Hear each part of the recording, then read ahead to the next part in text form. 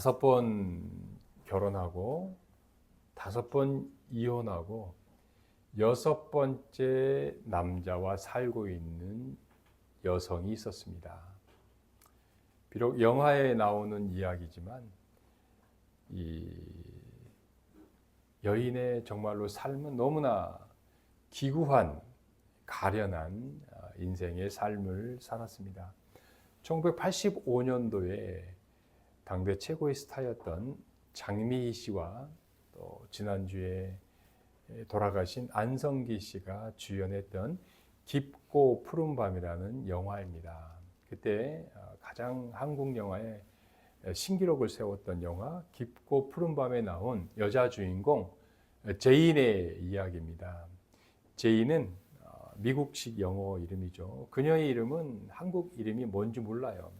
제인은 어려서 꿈꾸었던 아메리칸 드림, 미국에 대한 꿈을 실현하고자 미국 남자를 어린 나이에 만나서 결혼하고 미국에 갔습니다. 그렇게 꿈꾸던 미국 시민권이 되었고 사랑하는 딸 로라를 얻게 되는 거죠.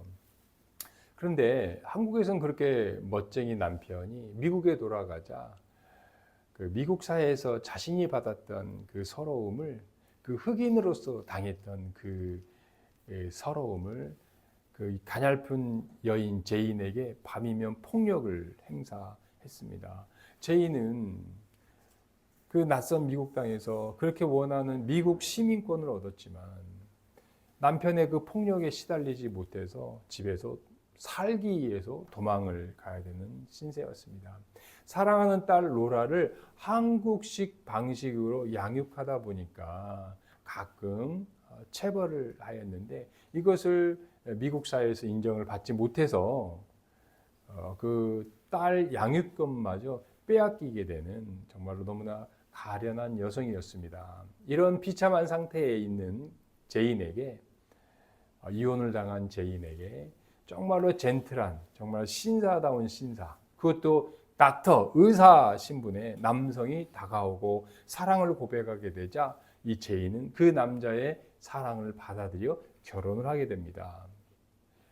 그런데 알고 보니까 이 남자는 그리스에서 온 이 남자는 제인을 사랑해서가 아니라 제인이 가지고 있는 아메리칸 시티즌, 미국 시민권을 보고 제인과 결혼을 하게 된 겁니다.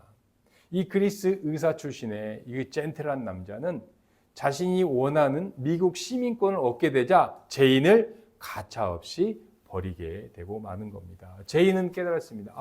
남자들이 나를 사랑해서가 아니라 내가 가지고 있는 이 미국 시민권을 탐내는구나 깨닫게 된 거예요. 절망 가운데 제인은 될 대로 되라는 듯이 그러면 이제 합법적으로 이제 이 돈을 벌어야겠다 싶어가지고 이 미국 시민권을 원하는 남자와 합법적으로 위장 결혼을 해주는 겁니다. 그래서 돈을 받고 결혼을 해주는 거예요. 위장 결혼을 해주는 거예요. 세 번째 남자 이탈리아 남자와 네 번째 남자 파키스탄 남자와 다섯 번째 남자 멕시코 남자와 돈을 받고 합법적으로 위장 결혼을 해주고 이혼을 당하고 그런 삶을 살고 있는 제인에게 여섯 번째 남자 한국 남자 백호빈이라는 안성기 씨가 역할을 맡았던 이 백호빈이 다가오는 거죠. 백호빈 또한 아메리칸 드림을 꿈꾸는 남자였습니다. 그래서 미국 시민권을, 영주권을 얻기 위해서 이 제인에게 다가와서 이제 둘 사이에 위장 결혼을 준비하고 그런 과정이 그려진 영화가 깊고 푸른 밤이라는 거죠. 제인은요, 단지 다시는 이제 남자를 사랑하지 않으리, 다시는 남자에게 정을 주지 않으리 다짐을 했지만 여차여차 백호빈과 위장 결혼을 하는 과정 가운데 한 아파트에 살던 중에 미운정, 고운정이 들면서 그 백호빈을 어쩔 수 없이 하지 말아야 될 사랑을 하게 된다는 것입니다. 그래서 이제 이 남자 저 남자가 아니라 이 남자 저 남자로부터 받았던 그 상처를 이제 회복하고 이제 한 남자에게 이제 정착하고 싶은 마음이 있었던 거죠.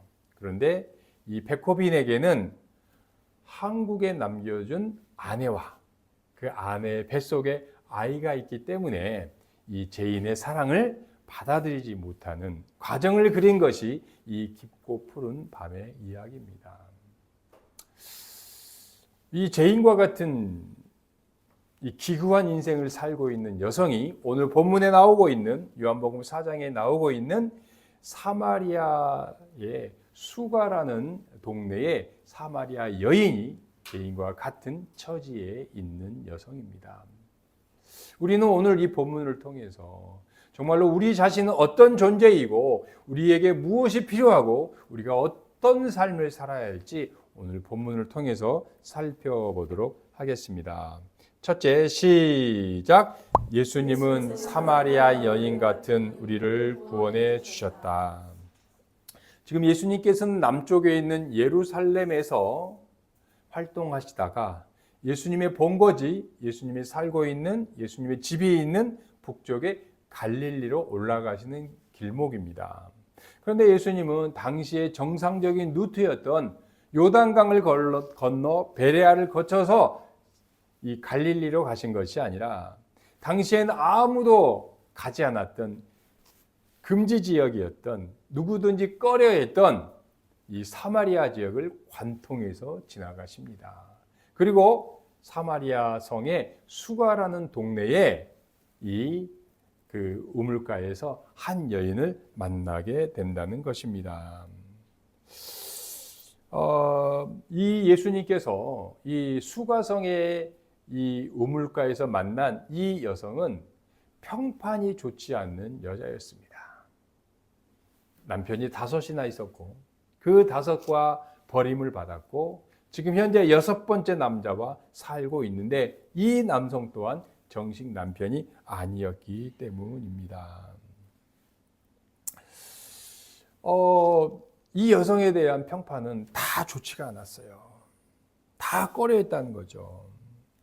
근데 과연 우리는 이 여자가 정말로 세상 사람들, 동네 사람들의 말처럼 그렇게 평판이 나쁜 여자냐?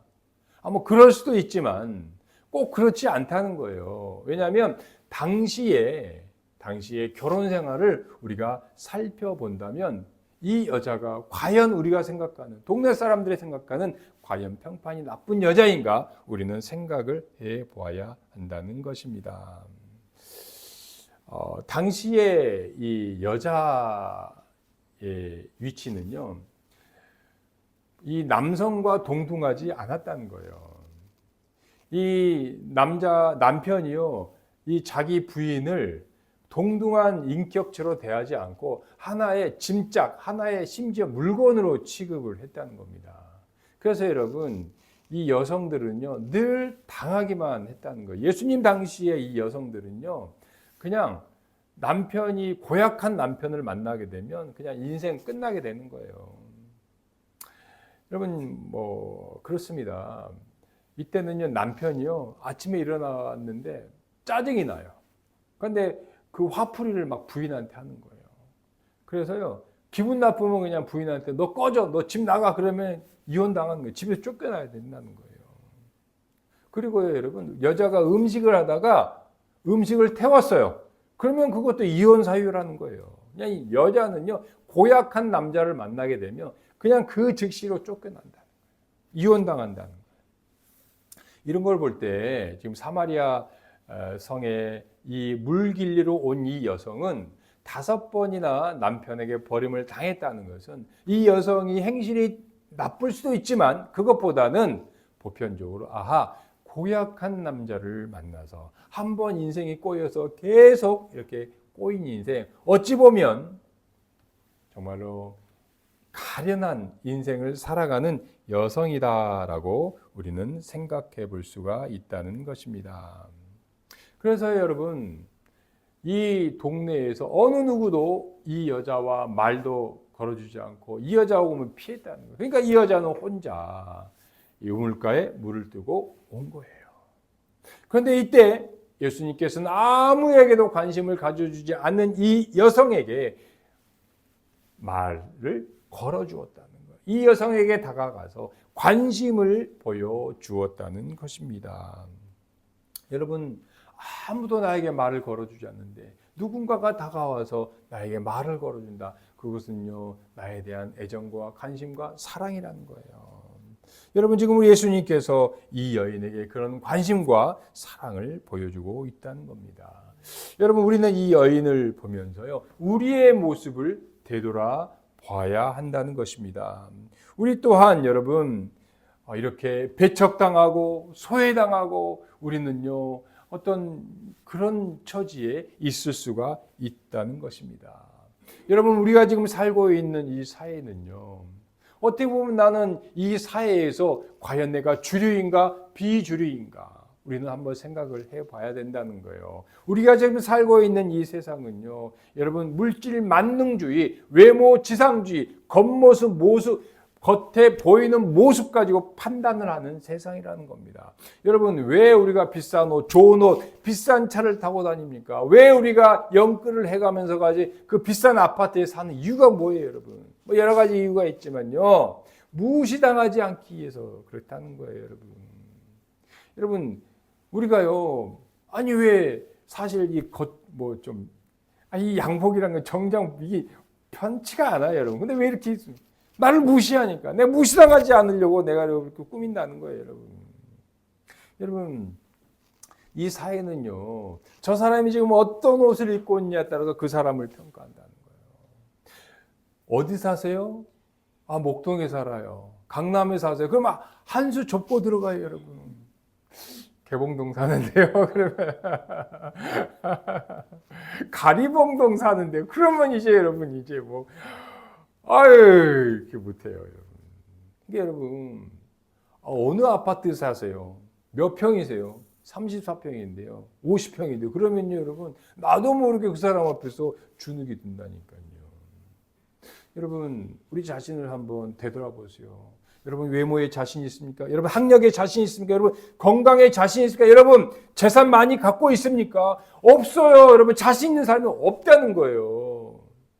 그래서요, 여러분, 우리는 사실 주류 모임에서, 친구들 모임에서 주눅 들고 끼어들지 않고 은근히 우리를 멀리하고 있다는 거예요. 여러분, 그런 우리를 아무도 찾아주지 않는, 먼저 연락해주지 않는 우리 예수님께서 먼저 우리에게 다가와 주셨습니다. 여러분, 그 주님께서요, 우리를 구원하여 주시기 위하여, 우리의 부족함을 채워주시기 위하여 십자가에 달려 죽으셨다는 것입니다, 여러분. 여러분, 사마리아 여인과 같은 우리에게 주님께서는 우리의 부족함을 채워주시기 위하여 우리를 구원하여 주셨다는 것입니다. 여러분, 세상 사람들이요, 다 우리를 오해할 때에 주님께서는 우리를 이해해 주셨습니다. 세상 사람들이 다 한 사람씩 떠나갈 때요, 주님은 우리 곁을 지켜주셨고 우리와 함께 해주셨고 지금도 여러분과 함께 해주시는 주님, 그것이 주님의 사랑이고 그것이 은혜임을 기억하시기를 바라겠습니다. 둘째, 시작. 예수님은 우리에게 솟아나는 샘물을 주셨다. 14절 시작. 내가 주는 물 마시는 자는 영원히 목마르지 아니하리니 내가 주는 물은 그 속에서 영생하도록 솟아나는 샘물이 되리라. 예수님은 지금 이 사마리아 여자에게 물을 달라고 부탁하고 있습니다. 그러자 이 여자는요, 예수님에게 이렇게 대답을 합니다. 어찌 유대인이 사마리아 여자인 나에게 물을 달라고 하십니까? 라고 대답을 해요. 되게 정상적인 대화가 오고 가는 것 같아요. 그런데 여러분, 이 대화를 뜯어보면요, 이 여성이 예수님에게 반문을 하고 있어요. 핀잔을 주고 있어요. 아니, 어찌 유대인 당신이 사마리아의 천한 나 같은 여자에게 물을 달라고 하십니까? 비아냥거리고 있다는 거예요, 여러분. 여러분, 조선시대에요, 지체 높은 양반께서 천한 안악녀에게, 아니, 지체 높은 양반이시면 채통을 지키셔야지 어떻게 천한 나가띠에게 빌어먹습니까? 아예 지체 높으신 양반님이시며 그냥 굶어 죽든지 하세요. 이렇게 비아냥거리는 것이 방금의 이 말씀이다라고 한다는 거예요. 왜 그러느냐? 우리가요 9절 하반절에 보니까 쐐기를 박는 이 말씀이 있다는 거예요. 한번 9절 읽어볼까요? 시작. 이는 유대인이 사마리아인과 상종하지 아니함이러라. 그렇습니다, 여러분. 유대인들은요 이 사마리아인을 혼혈이라고 거의 이방인 취급, 벌레 취급했다는 거예요. 상종하지 않았다는 것입니다, 여러분. 그럼에도 우리 예수님께서는 사마리아 여인에게 물을 달라고 우리 부탁을 하고 있습니다. 아니 예수님께서는 이런 핀잔과 이런 어떻게 보면 비아냥과 같은 이야기를 들으면서 어떻게 해서 왜 이 여인에게 사마리아 여인에게 물을 달라고 하셨을까요? 여기에는요 여러분 우리 예수님께서 심오한 뜻이 담겨 있다는 거예요. 예수님은 이 여인에게요 단지 물이 아니라 정말로 이 여인에게 인생의 근본 문제 가장 중요한 것이 무엇인지를 알려주시기 위하여 물을 달라고 하셨다는 것입니다. 여러분 물은요 우리 인간에게 너무너무 중요해요. 여러분 우리가 음식보다 더 중요한 게 물이라는 거예요. 인간에게요. 우리 인간이 살아가는 데 있어서 수분 섭취 너무너무 중요하다는 거예요. 아니 그냥 이 대한민국, 뭐 미국 땅 일반 지역도 물이 필요한데 이 중동 지역에서는요, 이 열사의 나라 중동 지역에서는요, 물은요 정말로 생명의 필수 요품이다. 그래서 여성들은요, 여러분, 여자들은요 일어나자마자 오늘 뭘 먹을 것이 있을까? 이 먹을 것보다 더 먼저 챙겨야 될 것이 물이에요, 물. 그래서요 아침에 일어나자마자 잠들기자마자 아침에 일어나면 오늘 우리 가족들이 내가 먹을 물이 있나 생각을 해요. 얼른 물을 떨어와야지. 잠들기 전에 내일 먹을 물이 있나? 없으면 가서 물가에 가서 물을 또 와야 된다는 거예요. 물은 늘 이 사마리아 지역 그 지역의 여성들에게 정말로 가장 기묘하고 가장 시급한 물품이었다는 거죠. 챙겨야 될 필수품이었다는 거죠. 그래서요, 여성들이요, 남자들은 가서 뼈 빠지게 먹을 것을 위해서 준비해야 되지만 여성들은 생명을 지키기 위하여 이 물 기르는 것이 얼마나 고단한 일인지 몰라요. 여러분 지금은 우리 학생들은 아니 수도꼭지 틀면 있지. 아니요. 옛날만 해도요. 여러분 할머니 세대만 해도요. 여성들이 고된 지게를 지면서 우물가에 가서 물을 머리에 쥐고 또 와야 했다는 거예요. 그래서 이 여성에게는요. 정말로 하루 중에 가장 고된 일이 바로 이 물 길리는 일 중에 하나였다는 거예요. 그런데 우리 예수님께서는요. 이 여자에게 그 시급한 물보다 물 길리는 일보다 더 중요한 것이 있었다는 것을 알려주기 위했다는 거예요. 그것이 뭐예요? 바로 영생이었다는 거예요.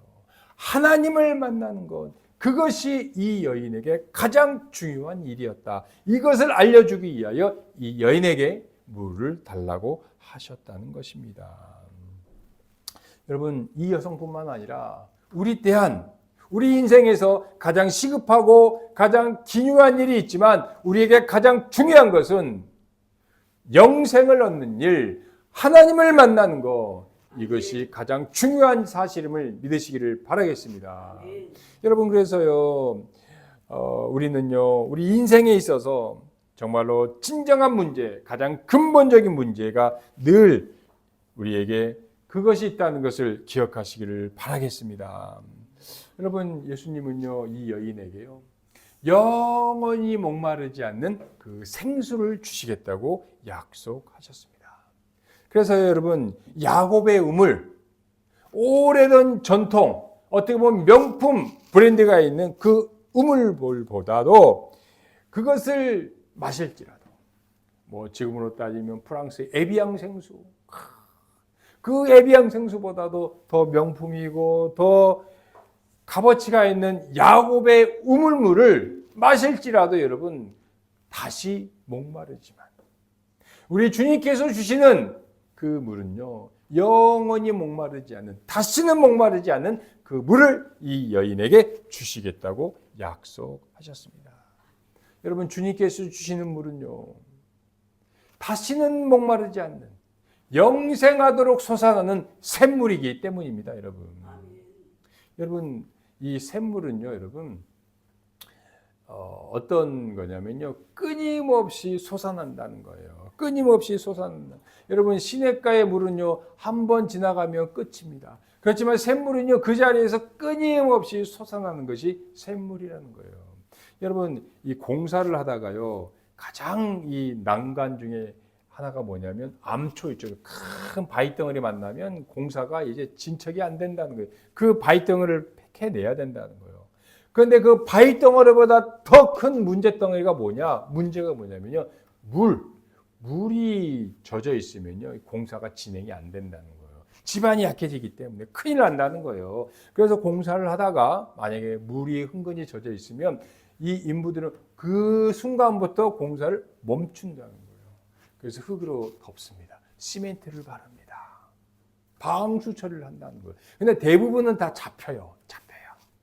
그런데요, 시간이 지나니까 다시 그곳에서 물이 흥건히 젖어 있다는 거예요. 왜요? 그 자리가 어떤 자리예요? 샘물이 솟아나는 자리는요, 계속해서 물줄기가 흐른다. 시멘트를 발라도 흙을 덮어도 방수를 해도 시간이 지나면 끊임없이 솟아나는 샘물이요, 그 물이 흘러 넘친다는 겁니다. 여러분, 우리 주님의 은혜도 마찬가지라는 거예요. 주님께서 영생하도록 솟아나는 샘물과 같은 그 주님의 은혜가 이와 같다는 거예요. 우리의 상태가, 나의 상태가 좋지 않고 나의 컨디션이 좋지 않고 내가 죄악에 잠시 휩싸여 있어서 내가 절망감에 있어서 주님의 은혜가 사라진 것 같지만, 내가 주님을 잠시 떠나 있지만 내 안에 내주하 계신 성령님께서 영생하도록 솟아나는 샘물 같은 은혜를 베풀어 주기 때문에 우리는요, 그 은혜 가운데 젖게 되고 그 은혜를 우리가 감격하여 받을 수가 있다는 것입니다, 여러분. 여러분요, 이 세상은요, 이 죄악들은요, 우리를 그 주님의 은혜에 거하지 못하도록, 주님의 은혜를 느끼지 못하도록 우리를 흙과 같은, 시멘트와 같은 그 절망감과 그 거짓 축복으로 우리를 덮고 맙니다. 그래서 주님이 보이지 않을 수가 있어요. 주님의 은혜를 느끼지 못할 수가 있다는 거예요. 그렇지만 여러분, 영생하도록 솟아나는 샘물과 같은 그 주님의 은혜는요, 그 시멘트를 뚫고, 그 죄악된 우리의 마음을 뚫고 끊임없이 솟아나는 샘물과 같은 은혜로 우리를 은혜 가운데 거하게 해준다는 사실을 여러분 기억하시기를 바라겠습니다. 여러분, 그래서요, 우리 주님은요, 끊임없는 그 은혜를 우리 가운데에 성령님을 주셔서, 우리 안에 내주하고 계신 성령님께서 우리의 죄악을 무너뜨리고 우리의 절망감을 깨뜨리시고 해치시고 은혜의 샘물을, 영생하도록 솟아나는 샘물을 끊임없이 우리에게 베풀어 주신다는 것입니다. 여러분, 가뭄이 되면은요, 냇가의 물이 말라요. 강물도요, 달라붙을 수가 있어요. 그렇지만 주님께서 주시는 그 은혜의 샘물은 마르지도 아니하고 여러분, 끊어지지 아니하고 계속해서 공급해 주시는 그 은혜, 그 은혜가 우리를, 여러분을 살려가고 있습니다, 여러분. 여러분, 그래서요, 우리는요, 주님께서 주시는 그 영생하도록 솟아나는 그 샘물에 충만하게 젖고 충만하게 빠져 들어가시기를 바라겠습니다. 셋째, 시작. 주님은 근본 문제를 건드려 주시고 치료하여 주신다. 16절 시작. 이르시되 가서 내 남편을 불러오라. 여러분, 우리 예수님은요, 이 여자의 근본적인 문제를 건드리고 마셨습니다. 남편에 대한 이야기라는 거예요. 여러분, 이 여자는 남편이 없어요. 이 여자는요, 지금 정상적인 삶을 살고 있지 않고요, 앞으로도요, 이 여자는 정상적인 삶을 살 수 없는 여자라는 거예요. 왜냐하면요, 어떤 납비들의 글에 의하면 당시 여자들은 결혼을 2번 하고 3번밖에 더 이상 못 한다는 거예요. 넓게 봐서 5번까지만 결혼을 하고 그 이유는 이제는 정상적으로 호적의 결혼을 못하게 돼 있다는 거예요. 그렇기 때문에 이 여자는요, 자기가 써먹을 수 있는 카드를 다 썼어요. 5번 결혼을 했기 때문에. 그래서 이 여자는요, 지금 현재도 그렇고 앞으로도 마찬가지지만 현재 살고 있는 남자와 아무리 사랑을 할지언정 정식 호적의 결혼식을 할 수가 없다는 거예요. 당시 법이 그렇다는 5번까지만. 그래서 이 여자는요, 이 남자를 사랑하는지 안 하는지 모르지만 불안한 가운데에, 법적으로 보호받지 못한 가운데에 불안한 동거를 하고 있는 상태라는 겁니다.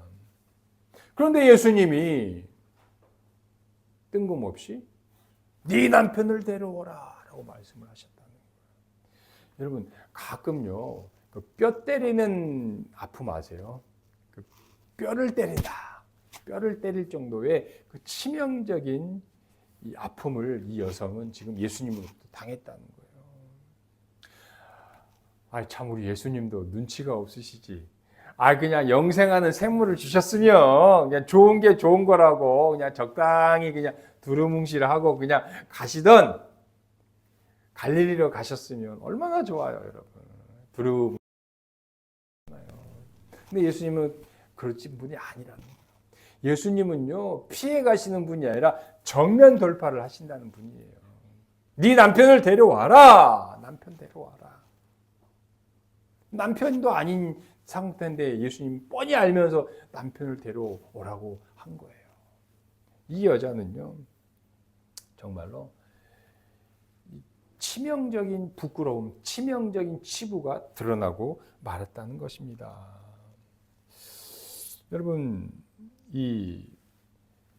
우리가 살다 보면은요, 정말로 내가 숨기고 싶은 그런 것들, 나의 아픔, 이 막 드러나는 때가 있다는 거예요. 여러분, 그럴 때에 예수님께서 내 인생의 근본 문제를 지금 건드려 주시고 이 근본 문제를 해결해 주시는 때구나, 은혜의 때구나, 여러분 기억하시길 바라겠습니다. 여러분, 이 돌팔이하고요, 이 의사 돌팔이가 있어요. 돌팔이들 있잖아요, 여러분. 그리고 정식 의사가 있잖아요. 여러분, 공통점이 뭔지 아세요? 두 사람 다 이 상처를 쬐입니다. 쬐. 이 돌팔이들도 잘 쬐요. 쫙쫙쫙 진단해가지고 쫙쫙쫙 쬐나요. 얼마나 상대방을 비판을 잘하니. 너는 말이야 그래서 안 돼. 그래서 안 돼. 주위에 돌팔이들이 있다는 거예요. 이 돌팔이들도요, 이 아픈 상처가 있으면 쫙 쬐요. 근데 돌팔이들은 상처만 쬐고 그걸로 끝. 수습이 안 돼요. 수습이 안 돼요. 야매로 합니다.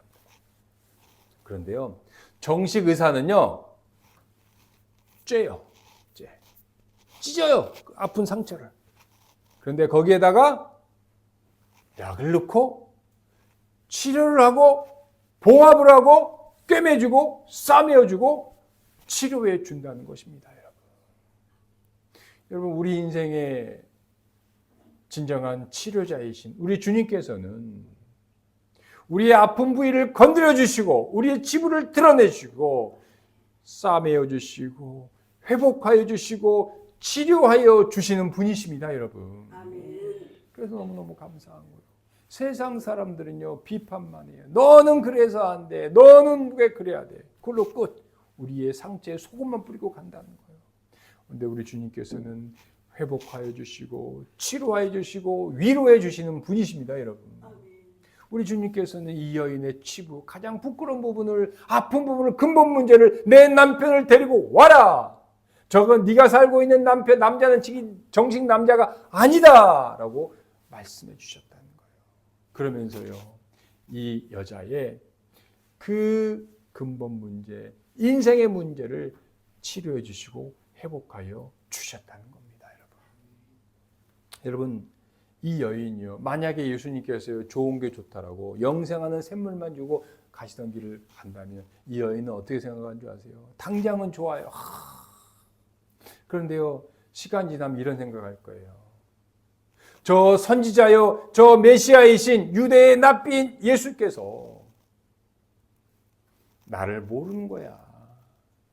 내가 남편이 5이나 있었고 지금 살고 있는 이 남자도 내 남편이 아니고 다시는 내가 남편을 맞이할 수 없다는 나의 이 가장 근본적인 문제를 모르기 때문에, 나의 본심을 모르기 때문에, 나의 본체를 몰랐기 때문에 나를 인간 대접해 줬고 나를 따뜻하게 해줬어 라고 이야기할 것입니다. 그러면 이 여자는요, 늘 근본 문제는 마음 깊은 곳에 두고 반쪽짜리 치료와 반쪽짜리 회복된 상태에 살아가게 된다는 거예요. 여전히 자신의 근본 문제는 해결을 받지 못하고 살아간다는 겁니다. 그런데 우리 예수님은요, 정면 돌파하셨어요. 뼈를 때리셨어요. 네 남편 데리고 와라. 여러분, 예수님께서요, 이 여인의 근본 문제, 이 여성의 가장 정말로 신경 쓸 문제를 해결해 주셨다는 거예요. 그 여성의 그 근본 문제를 끄집어냄으로써 해결해 주셨다는 것입니다. 그래서 여러분, 이 여인이 예수님께 이 남편 문제, 남자 문제, 자기의 이 근본 문제를 해결받고 나서 얼마나 기뻤던지 자기의 물 동아리를 버려두고 동네 사람들에게 뛰어들어가서 어떻게 했어요? 와 보라! 내가 만난 그리스도, 그분이 나의 인생의 구주이시다. 내 인생의 모든 문제가 해결되었다. 여러분, 이분에게 오십시오. 우리 함께 그분에게 갑시다. 복음의 전도자의 삶을 살아가고 그 자신의 피했던, 자신을 왕따시켜 했던 그 사람들 속에 들어가서 진정한 자유와 기쁨과 회복의 역사를 이루어졌다는 것입니다. 여러분, 이것은요, 우리 예수님께서 12의 혈루병을 앓았던 그 여자가 예수님의 옷자락을 잡자 추위에 혈루의 근원이 말라서 육체에 치유를 받았어요. 그런데요, 예수님께서 굳이 그 여인을 지적해서 누가 나를 만졌느냐, 그 여자를요, 그 수많은 사람들 앞으로 끌어내셨다는 거예요. 왜요? 다시는 이 여자는 정죄받던 여자가 아니라 이 여자는 회복되었다고, 몸뿐만 아니라 마음까지 회복시켜주기 위해 사람들을 앞으로 끌어내셨다는 것입니다. 그래서 여러분, 12의 혈류병에 열린 여자는요, 몸뿐만 아니라 마음마저도 회복되는 역사가 이루어졌듯이 이 사마리아 여인, 내 남편을 데리고 오라, 가장 뼈아픈 부끄러움을 주님이 드러내심으로써 회복해 주셨다는 것입니다. 여러분, 우리가 살다 보면은요, 원치 않는 부끄러움과 원치 않는 나의가 그 근본 문제에 건드림을 당할 때가 있다는 거예요. 여러분, 그것은요, 내 인생의 끝이 아니라 나를 완전히 멸망으로 끌어들여보내는 것이 아니라 여러분의 근본 문제가 해결되는 시작점임을 여러분 기억하시기를 바라겠습니다. 아멘. 여러분, 서두에 이야기했던 죄인의 이야기를 우리가 다시 한번 살펴보도록 하겠습니다. 여러분, 이 죄인은요, 베코빈이라는 그 6번째 남자, 한국 남자의 마음을 사기 위하여 그 남자를 자기 옆에 붙잡아 두기 위하여 자신이 여지껏 벌었던 5번의 위장 결혼을 통하여서 벌었던 그 어마어마한 재산을 처분하고 그 남자와 정말로 인생을 새롭게, 이제는 진정한 삶을 살기 위하여 LA에서 샌프란시스코로 떠납니다. 그런데 그 LA와 샌프란시스코의 죽음의 계곡 데스밸리에서 이제 제인이 베코빈에 이야기합니다. 나의 모든 재산을 당신에게 바쳐서 우리 함께 삽시다. 그랬더니만요, 이 남자가 거절을 한다는 겁니다. 나는 너를 사랑하지 않아. 나는 너를 받아들일 수 없어. 그러자 이 제인은요, 자신에 대한 이 절망감과 또 이 남자에 대한 증오감을 가지고 자신이 가지고 있던 권총으로 베코빈을 쏘고 만다는 거예요. 그리고 데스밸리 죽음의 계곡에서 자신에 대한 실망감과 절망감 때문에 자기 또한 그 권총으로 죽고 만다는 것입니다. 영화는 이렇게 끝이 난다는 거예요. 저는 그런 생각을 해봤어요. 만약에 제인이 미국 시민권이 아니라 천국 시민권을 사모하였다면 그 여자가 젠틀한 그리스 의사가 아니라 그리고 같은 동포 한국인 남자가 아니라 한국인 남자에게 매달리는 것이 아니라 남자들을 의지하는 것이 아니라 예수 그리스도를 의지하고 매달렸다면 제인의 인생이 어떻게 되었을까? 분명히 제인의 인생은 달라졌을 것입니다. 제인이 인생을 살면서 느끼는 갈증과 목마름과 공허함을 남자들에게서 돈으로서 재산으로서 채워가는 것이 아니라 영생하도록 솟아나는 샘물이 되신 예수 그리스도를 통했다면 그의 공허함과 그의 내면의 그 여러 가지 인생의 근본 문제들은 분명히 해결을 받았을 것입니다. 여러분, 우리 주님께서는요, 여러분에게 영생하는 샘물을 주시기를 바라십니다. 여러분이 그 은혜를 먹고 마시며 자신의 인생의 목마름, 자신의 인생의 공허함으로 여러분 그런 상태에 있지 않기를 바라신다는 거예요. 우리 주님께서는요, 여러분에게 영생을 솟아나시는 샘물을 주시기 위하여 그 우물가인 은혜의 자리에서 여러분을 기다리고 계심을 기억하시기를 바라겠습니다. 기도드리겠습니다.